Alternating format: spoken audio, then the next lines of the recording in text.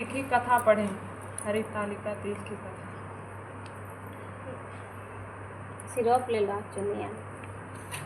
जिसके दिव्य केशों पर मंदार के पुष्पों की माला शोभा देती है और जिन भगवान शंकर के मस्तक पर चंद्र और कंठ में मुंडों की माला पड़ी हुई है, जो माता पार्वती दिव्य वस्त्रों से तथा भगवान शंकर दिगंबर वेश धारण किए हैं, उन दोनों भवानी शंकर को नमस्कार करता हूँ। कैलाश पर्वत के सुंदर शिखर पर माता पार्वती जी ने श्री महादेव जी से पूछा, हे महेश्वर, मुझे आपसे वह गुप्त से गुप्त वार्ता कहिए जो सबके लिए सब धर्मों से भी सरल तथा महान फल देने वाली हो। हे नाथ, यदि आप भली भांति प्रसन्न हैं तो आप उस मेरे सम्मुख प्रकट कीजिए।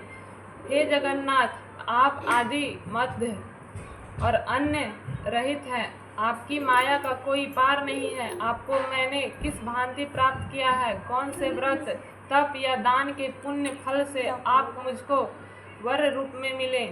श्री महादेव जी बोले, हे देवी सुनो, मैं तेरे सम्मुख उस व्रत को कहता हूँ जो परम गुप्त है।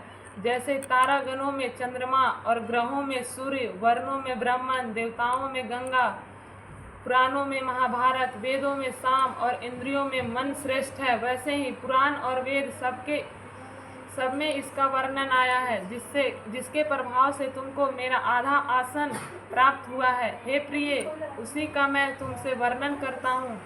सुनो, भाद्रपद में मास के शुक्ल पक्ष की हस्त नक्षत्र संयुक्त तृतीया के दिन इस व्रत को अनुष्ठान मात्र करने से सब पापों का नाश होता है। तुमने पहले हिमालय पर्वत पर इस महान व्रत को किया था, जो मैं तुम्हें सुनाता हूँ। पार्वती जी बोली, हे प्रभु, इस व्रत को मैंने किस लिए किया था, यह मुझे सुनने की इच्छा है, सो कृपया करके कहिए।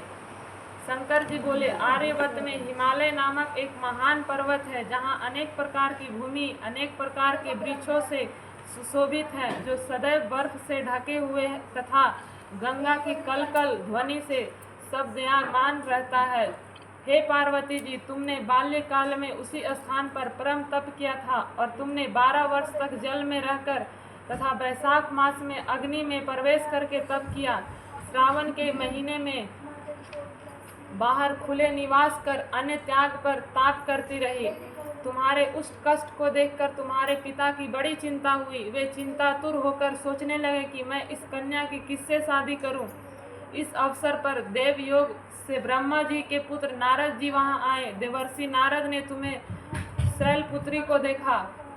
तुम्हारे पिता हिमालय ने देवर्षि को अर्घ पाद्य आसन देकर सम्मान सहित बिठाया और कहा, हे मुनीश्वर, आपने यहाँ तक आने को कष्ट कैसे किया? कहिए, क्या आज्ञा है? नारद जी बोले, हे गिरिराज, मैं विष्णु भगवान का भेजा हुआ यहाँ आया हूँ। तुम मेरी बात सुनो।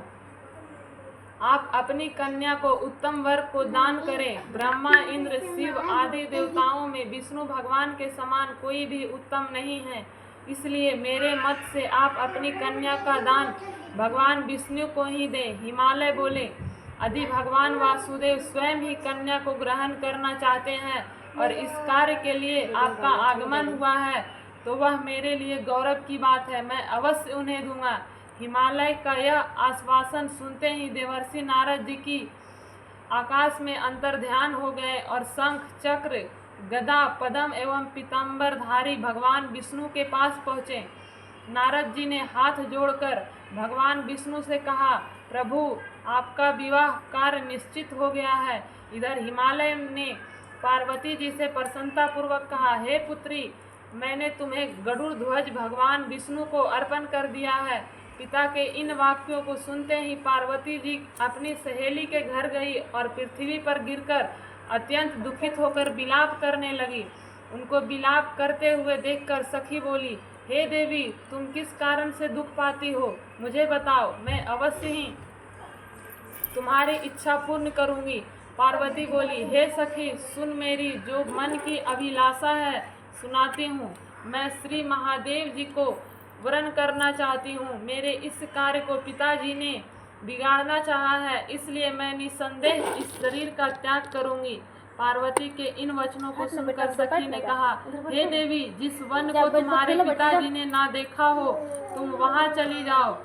तब हे देवी पार्वती, तुम अपनी सखी का यह वचन सुन ऐसे ही वन को चली गई। पिता हिमालय ने तुमको घर पर ना पाकर सोचा कि मेरी पुत्री को कोई देव, दानव अथवा किन्नर हरण करके ले गया है। मैंने नारद जी को वचन दिया था कि पुत्री का गरुड़ ध्वज भगवान के साथ वरण करूंगा। हाय, अब यह कैसे पूरा होगा? ऐसा सोचकर वे बहुत चिंतातुर हो मूर्छित हो गए। तब सब लोग हाहाकार करते हुए दौड़े और मूर्छा दूर होने पर गिरिराज से बोले कि हमें आप अपनी मूर्छा का कारण बताओ। हिमालय बोले, मेरे दुख का कारण यह है कि मेरी रत्न रूपी कन्या को कोई हरण कर ले गया, या सर्प डस गया, या किसी सिंह या व्याघ्र ने मार डाला है। वह ना जाने कहाँ चली गई, उससे राक्षस ने मार डाला है। इस प्रकार कहकर गिरिराज दुखित होकर ऐसे कांपने लगे जैसे तीव्र वायु के चलने पर कोई वृक्ष कांपता है। तत्पश्चात हे पार्वती, तुम्हें गिरिराज साथियों सहित घने जंगल में ढूंढने निकले। सिंह, व्याघ्र, रीछ आदि हिंसक जंतुओं के कारण वह महाभयानक प्रतीत होता था। तुम भी सखी के साथ भयानक जंगल में घूमती हुई वन में एक नदी के तट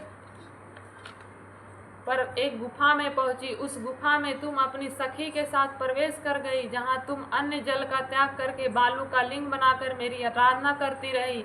उस समय पर भाद्रपद मास की हस्त नक्षत्र युक्त तृतीया के दिन तुमने मेरा विधि विधान से पूजन किया था तथा रात्रि को गीत गायन करते हुए जागरण किया। तुम्हारे उस महाव्रत के प्रभाव से मेरा आसन डोलने लगा। मैं उसी स्थान पर आ गया जहां तुम और तुम्हारी सखी दोनों थी। मैंने आकर तुमसे कहा, हे वारनने, मैं तुमसे प्रसन्न हूँ, तू मुझसे वरदान मांग। तब तुमने कहा कि हे देव, यदि आप मुझसे प्रसन्न हैं तो आप महादेव जी ही मेरे पति हो।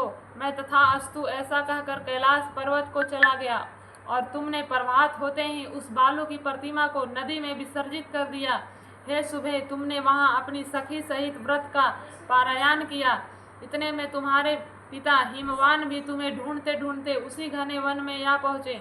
उस समय उन्होंने नदी के तट पर 2 कन्याओं को देखा तो वे तुम्हारे पास आ गए और तुम्हें हृदय से लगाकर रोने लगे और बोले, बेटी, तुम इस सिंह, व्याघ्र आदि युक्त घने जंगल में क्यों चली आई? तुमने कहा, हे पिता, मैंने पहले ही अपना शरीर शंकर जी को समर्पित कर दिया था, किंतु आपने इसके विपरीत कार्य किया, इसलिए मैं वन में चली आई। ऐसा सुनकर हिमवान ने तुमसे कहा कि मैं तुम्हारी इच्छा के विरुद्ध यह कार्य नहीं करूँगा। तब वे तुम्हें लेकर घर को आए और तुम्हारा विवाह मेरे साथ कर दिया। हे प्रिय, उस व्रत के प्रभाव से तुमको मेरा अर्धासन प्राप्त हुआ। इस व्रतराज को मैंने भी अभी तक किसी के सम्मुख वर्ण नहीं किया है। हे देवी, अब मैं तुम्हें यह बताता हूँ कि इस व्रत का यह नाम क्यों पड़ा। तुमको सखी हरण करके ले गई थी, इसलिए हरितालिका नाम पड़ा। पार्वती जी बोले, हे स्वामी, आपने इस व्रतराज को नाम तो बता दिया, किंतु मुझे इस विधि एवं फल भी बताइए कि इसके करने से इस फल की प्राप्ति होती है। तब भगवान शंकर जी बोले, इस स्त्री के जाति के अत्युत्तम व्रत की विधि सुनिए। सौभाग्य की इच्छा रखने वाली स्त्रियां इस व्रत को विधि पूर्वक करें। केले के खम्भों से मंडप बनाकर उसे वंदनवारों से सुशोभित करें। उसमें विविध रंगों के उत्तम रेशमी वस्त्र की चांदनी ऊपर तान दें। चंदन आदि सुगंधित द्रव्यों को लेपन करके स्त्रियां एकत्र हो शंख, भेरी, मृदंग आदि बजावें। विधि पूर्वक मंगलाचार करके श्री गौरी शंकर का बालू निर्मित प्रतिमा स्थापित करे। फिर भगवान शिव पार्वती जी का गंध, धूप, पुष्प आदि से विधि पूर्वक पूजन करे। अनेक नैवेद्यों को भोग लगावे और रात्रि को जागरण करे। नारियल, सुपारी, जवारी, नींबू, लौंग, अनार, नारंगी आदि ऋतु फलों तथा फूलों को एकत्रित करके धूप, दीप आदि से पूजन करके कहें, हे कल्याण स्वरूप शिव, हे मंगल रूप शिव, हे मंगल रूप महेश्वरी, हे शिवे, सब कामनाओं को देने वाली देवी, कल्याण रूप तुम्हें नमस्कार है। कल्याण रूप स्वरूप माता पार्वती, हमें तुम्हें नमस्कार करते हैं। भगवान शंकर जी को सदैव नमस्कार करते हैं। हे ब्रह्मा रूपनी जगत का पालन करने वाली माँ, आपको नमस्कार है। हे सिंहवासिनी, मैं संसारिक भय से व्याकुल हूँ, तुम मेरी रक्षा करो। हे महेश्वरी, मैंने इसी अभिलाषा से आपको पूजन किया है कि हे माता पार्वती, आप मेरे ऊपर प्रसन्न होकर मुझे सुख और सौभाग्य प्रदान कीजिए। इस प्रकार के शब्दों द्वारा उमा सहित शंकर जी का पूजन करें। विधि पूर्वक कथा सुनकर गौ, वस्त्र, आभूषण आदि ब्राह्मणों को दान करें। इस व्रत को करने वाली के सब पाप नष्ट हो जाते हैं। आरती लगाइए। बोलो लास्ट में बोलो और शंकर भगवान शंकर भगवान की जय, माता पार्वती की जय। पेज पर चिपका हुआ था क्या? नहीं नहीं, थोड़ा तो रह गया, वो जल पीते हैं तो मछली वो ऐसे वगैरह जो है ना, एक इसमें नहीं लिखा हुआ है। उनका नहीं है, उनका नहीं है। हर किताब में ना ज्यादा मतलब नहीं, मेरे को लगा ना हो सकता है चिपक के हाँ, पन्ने मेरे रह को गए। भी वही लग रहा है कि चढ़ा वो दो। लिखा हुआ नहीं है। बारिश हो रही है।